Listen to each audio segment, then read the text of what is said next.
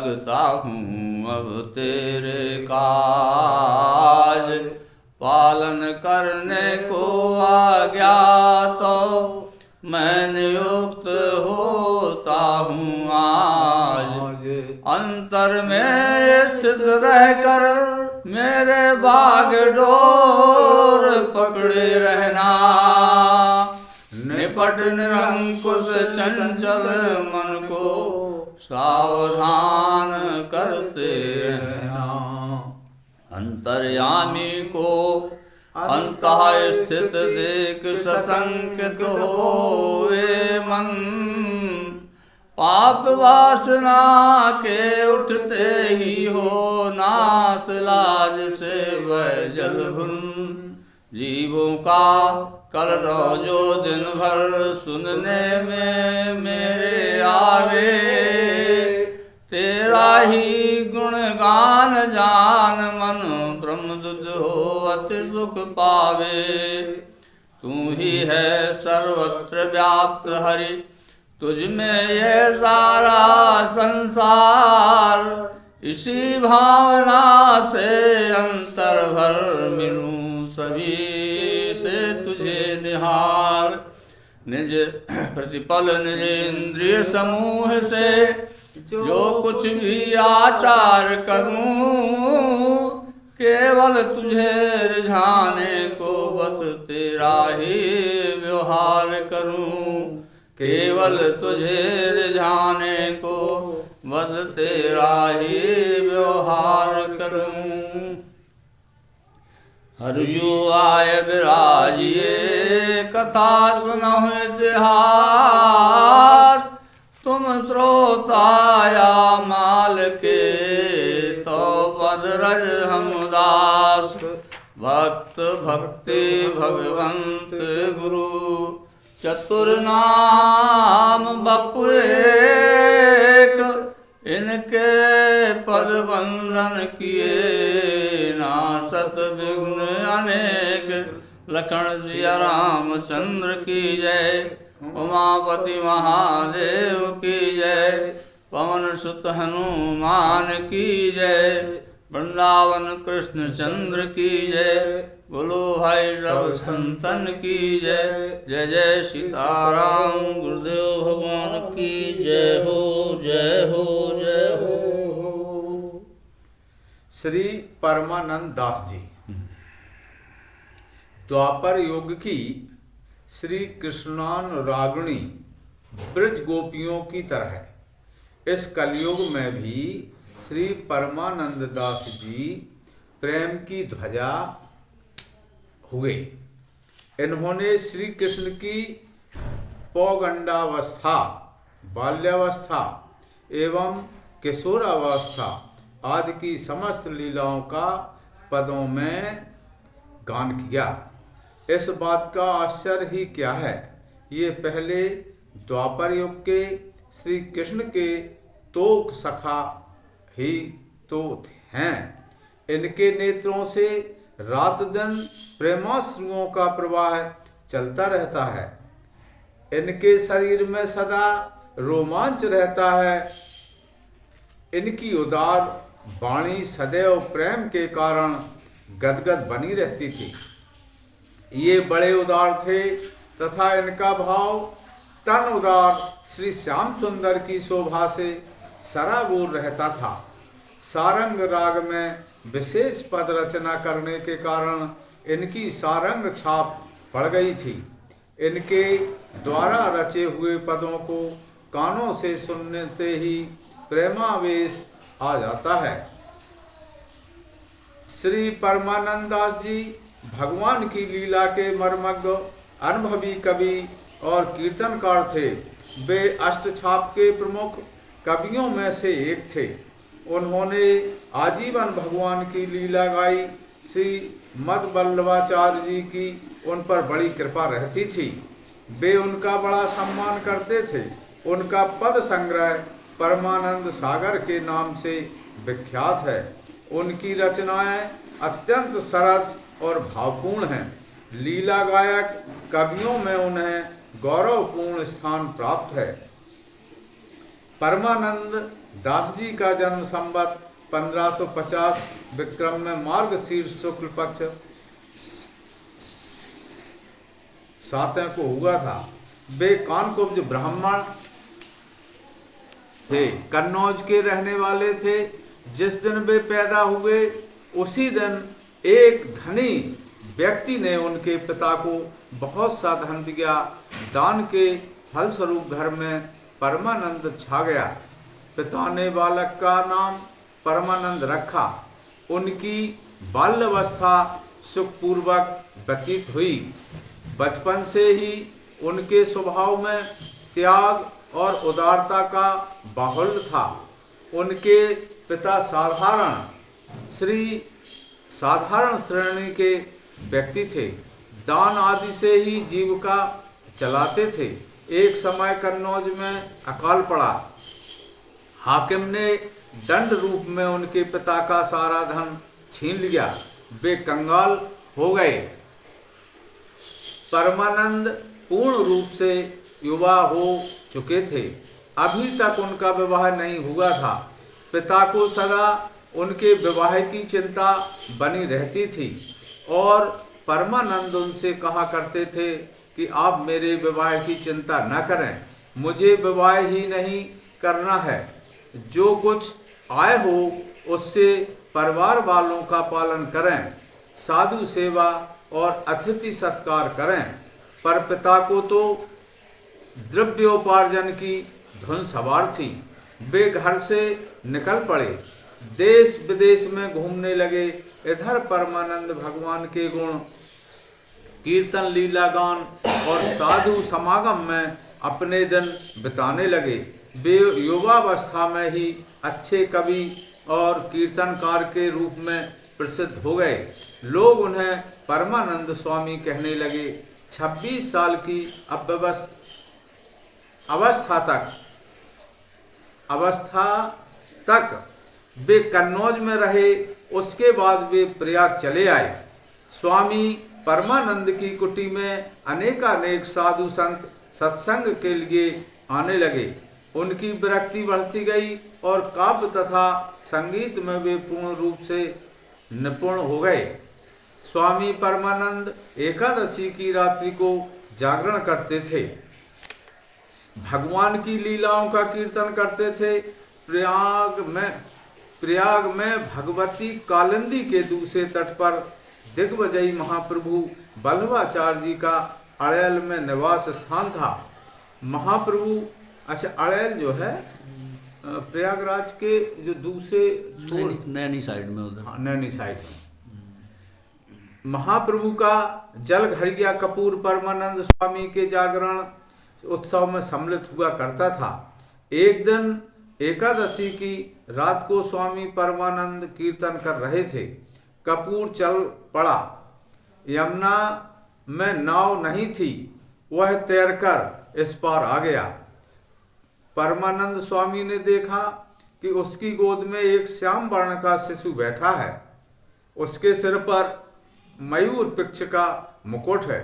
नयन कमल के समान प्रफुल्लित है। अधरों पर अमृत की ज्योत्सना लहरा रही है। गले में बनमाला है। पीतांबर में उसका शरीर अत्यंत मनमोहक सा लग रहा है। परमानंद के दिव्य संस्कार जाग उठे। उन्हें पूर्ण विश्वास हो गया कि भक्त की माधुर्यमयी गोद में भगवान श्याम सुंदर ही उनका कीर्तन सुन रहे हैं। उत्सव समाप्त हो गया। स्वप्न में उन्हें श्री बल्लभाचार्य जी के दर्शन की प्रेरणा मिली।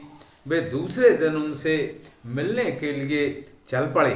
मिलने पर आचार्य प्रवर ने उनसे भगवान का यश वर्णन करने को कहा। परमानंद जी ने उन्होंने विरह का पद गाया। उन्होंने आचार्य को बाल लीला के अनेक पद सुनाए। आचार्य ने उन्हें ब्रह्म संबंध दिया। परमानंद स्वामी से दास बन गए।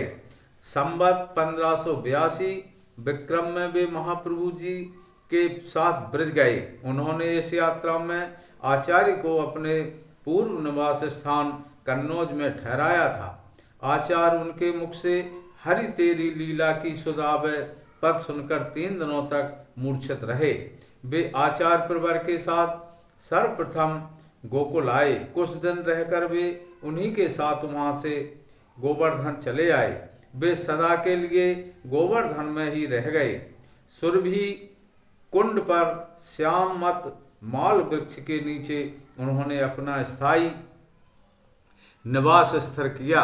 वे नित्य श्री नाथ जी का दर्शन करने जाते थे। कभी कभी नवनीत प्रिय के दर्शन के लिए गोकुल भी जाया करते थे। संवत 1602 विक्रम में गोसाई विट्ठल नाथ जी ने उनको अष्टछाप में सम्मिलित कर लिया। वे उच्च कोट के कवि और भक्त थे। भगवान के लीला गान में उन्हें बड़ा रस मिलता था। एक बार विट्ठल नाथ जी के साथ जन्माष्टमी को वे गोकुल आए। नवनीत प्रिय के सामने उन्होंने पदगान किया। वे पद गाते गाते सुध बुध भूल गए। ताल स्वर का उन्हें कुछ भी पता नहीं रहा। उसी अवस्था में वे गोवर्धन लाए गए। मूर्छा समाप्त होने पर अपनी कुटी में आए उन्होंने बोलना छोड़ दिया। गोसाई जी ने उनके शरीर पर हाथ फेरा। परमानंद जी ने नैनों में प्रेमाश्रु भरकर कहा, प्रेम पात्र तो केवल नंद नंदन हैं, भक्त तो सुख और दुख दोनों में उन्हीं की कृपा से सहारे जीते रहते हैं। श्री केशव भट्ट जी। केशव भट्ट जी मनुष्यों में मुकुटमणि हुए, जिनकी महामहिमा सारे संसार में फैल गई। आपके नाम के साथ कश्मीरी यह विशेषण अति प्रसिद्ध हो गया था। आप पापों एवं पाप रूप लोगों को ताप देने वाले तथा जगत के आभूषण स्वरूप थे। आप परम सुदृढ़ श्री हरि भक्ति रूपी कुठार से पाखंड धर्म रूपी वृक्षों का समूह लोक छेद करने वाले हुए। आपने मथुरापुरी में यवनों के बढ़ते हुए आतंक को देखकर उनसे वाद विवाद कर उन परम उद्दंड यवनों को बलपूर्वक हराया। अनेकों अजय काजी आपकी सिद्धि का चमत्कार देखकर एकदम भयभीत हुए। आपका प्रयुक्त सूर्य सारे संसार में प्रसिद्ध है। सब संत इसके साक्षी हैं। आपका जन्म कश्मीरी ब्राह्मण कुल में 12वीं शताब्दी के लगभग हुआ माना जाता है। कुछ इतिहास वेदताओं का कथन है कि काशी में श्री रामानंद जी और नदिया में श्री चैतन्य देव जी से आपका सत्संग हुआ था। एक बार दिग्विजय निमित्त पर्यटन करते हुए आप नवद्वीप में आए। वहां का विद्युत वर्ग आपसे भयभीत हो गया।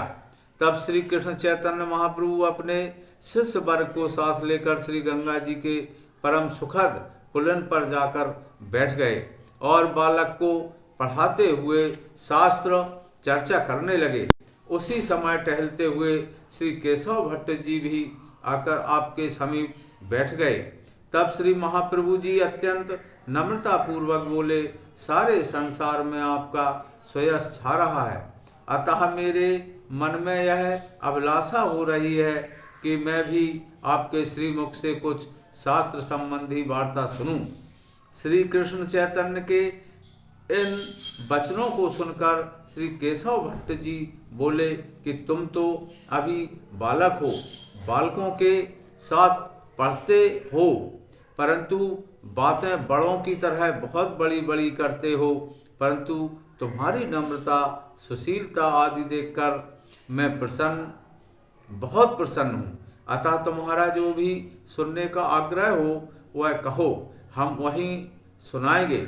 श्री महाप्रभु जी ने कहा, आप श्री गंगा जी का स्वरूप वर्णन करेंगे। तब श्री केशव भट्ट जी ने तत्काल स्वरचित नवीन 100 श्लोक धारा प्रवाह कह सुनाए। उन्हें सुनकर श्री महाप्रभु जी की बुद्धि भाव विभोर हो गई। तत्पश्चात उन्हीं 100 श्लोकों में से एक श्लोक कंठस्थ करके श्री महाप्रभु जी ने भी श्री केशव भट्ट जी को सुनाया और निवेदन किया कि इस श्लोक की व्याख्या एवं दोष और गुणों का भी वर्णन करिए। सुनकर श्री केशव भट्ट जी ने कहा कि भला मेरी रचना में दोष कहाँ है। श्री महाप्रभु जी ने कहा, काव्य रचना में दोष का लेश रहना स्वाभाविक ही है। यदि आप मुझे आज्ञा दें तो मैं इनके दोष गुण कह सुनाऊं। तब आपने कहा, अच्छा तुम ही कहो। तब श्री महाप्रभु जी ने उस श्लोक की गुण दोषमयी एक नवीन व्याख्या कर दी। श्री केशव भट्ट जी ने कहा, अच्छा अब हम प्रातःकाल तुमसे फिर मिलेंगे और इस पर अपना विचार व्यक्त करेंगे। ऐसा कहकर आप अपने निवास स्थान पर चले आए और एकांत में श्री सरस्वती जी का ध्यान किया। श्री सरस्वती जी तत्काल एक बालिका के रूप में इनके सन्मुख आ उपस्थित हुई। आपने उपालंभर भरे स्वर में कहा, उपालंभर भरे स्वर में कहा। हाँ, ये शब्द विशेष शब्द है। सारे संसार को जितवा करके आपने एक बालक से मुझे हरा दिया। श्री सरस्वती जी ने कहा, वे बालक नहीं हैं, वे तो साक्षात लोकपालक भगवान हैं और मेरे स्वामी हैं। भला मेरी सामर्थ्य ही कितनी है जो मैं उनके सन्मुख खड़ी होकर वाद विवाद कर सकूं। श्री सरस्वती जी की यह सुख स्त्रोतमयी वाणी सुनकर श्री केशव भट्ट जी मन में बड़े हर्षित हुए और वाद विवाद के भाव का परित्याग करके श्री कृष्ण चैतन्य महाप्रभु जी के पास आए तथा बहुत प्रकार से विनय प्रार्थना की। तब श्री महाप्रभु जी ने कृपा पूर्वक कहा कि वाद विवाद के प्रपंच को छोड़कर फलस्वरूप भक्ति का रसास्वादन कीजिए। अब आज से किसी को भूलकर भी नहीं हराइए।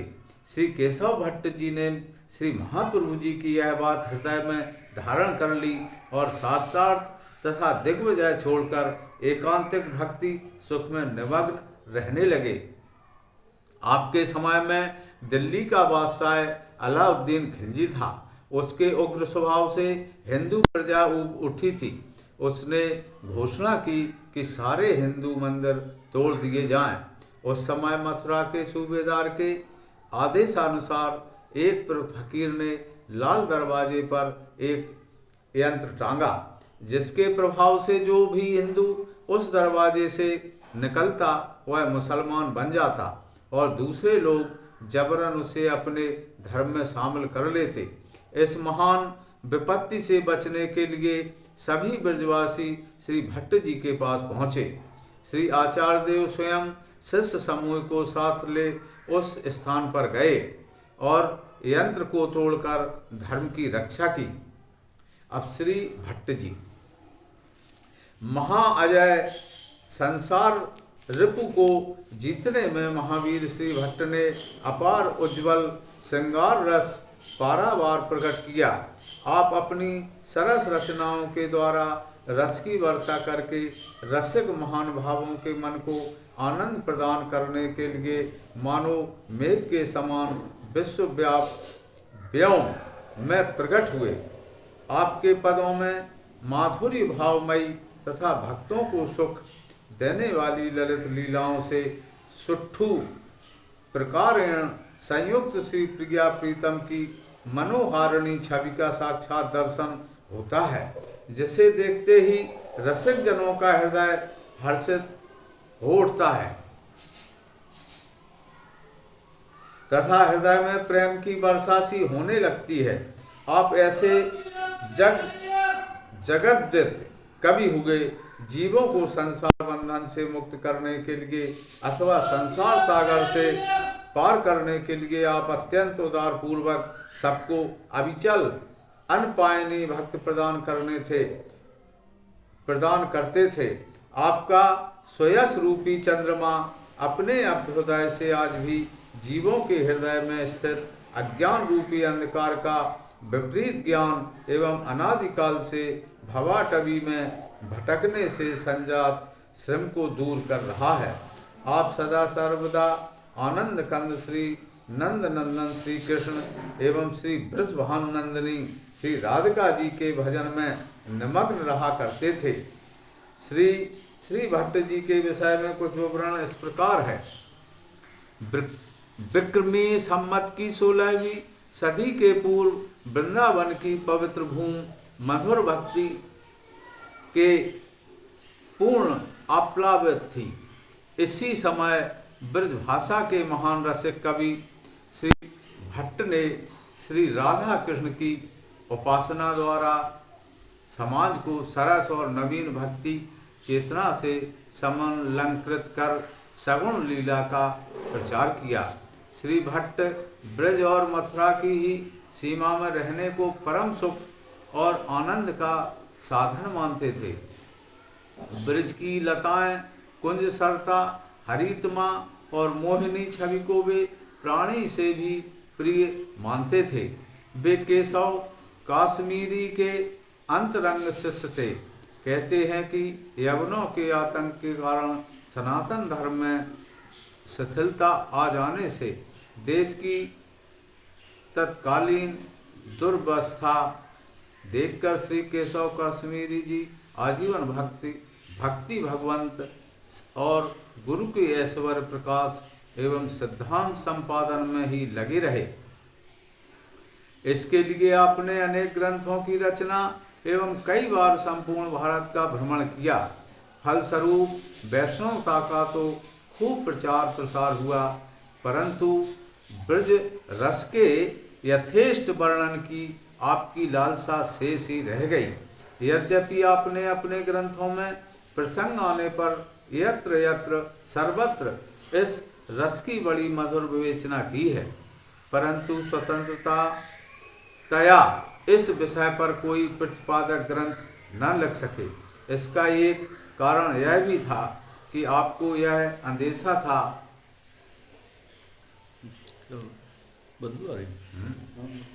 श्री राम जय राम